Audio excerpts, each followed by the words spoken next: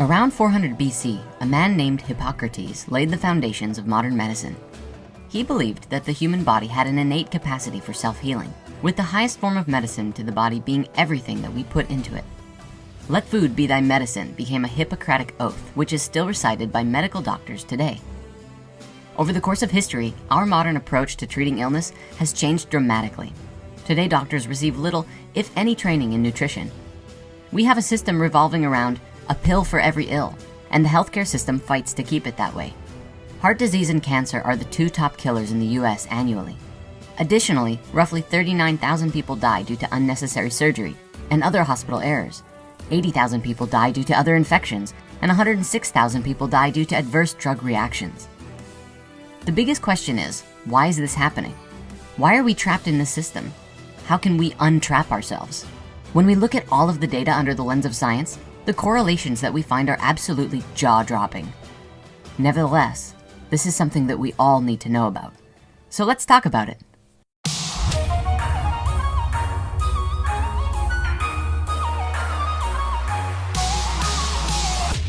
It seems to be a maxim of the world, something that we've heard over and over and over again. Everybody knows it. You are what you eat.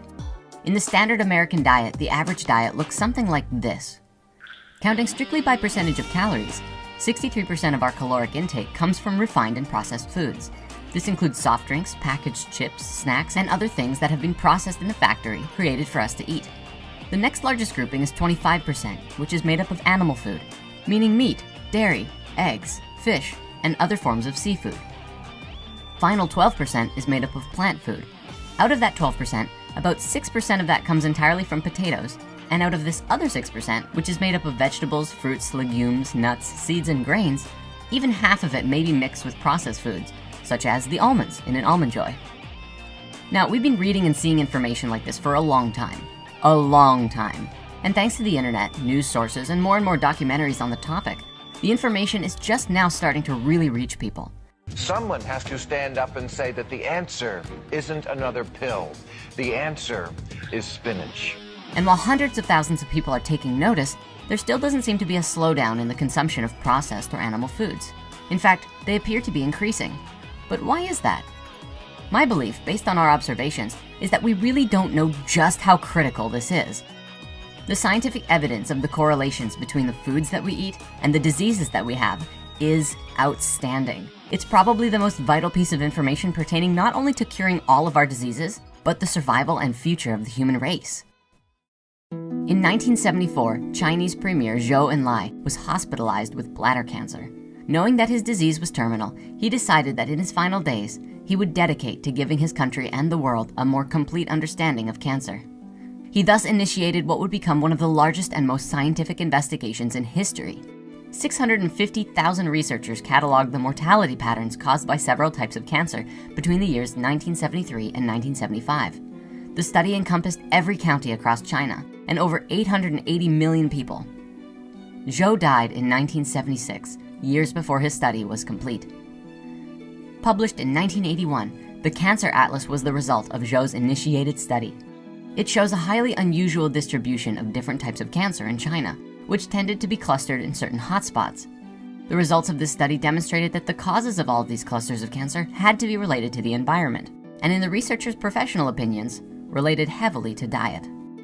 Two researchers who have made groundbreaking contributions to this effort are Dr. Colin Campbell and Dr. Caldwell Esselstyn. These are two of the most prominent biological nutritionists in the world today. When Dr. Campbell learned about the Cancer Atlas, it became what he described as the capstone of his research and took him down a road of discovery which would ultimately become published in a book called The China Study. This 20-year project examined the links between diet and disease in one of the few areas of the world where people still consumed a mostly plant-based diet. Dr. Campbell teamed up with Chinese and British researchers who went into 65 counties in rural China, finding out what 6,500 people ate and how they lived. They also took urine and blood samples. It took them years to analyze and correlate all of this data. In 1990, the China Study was published, which identified over 94,000 correlations between diet and disease. The study was published with countless tables and charts presenting the raw data which had been accumulated during the study.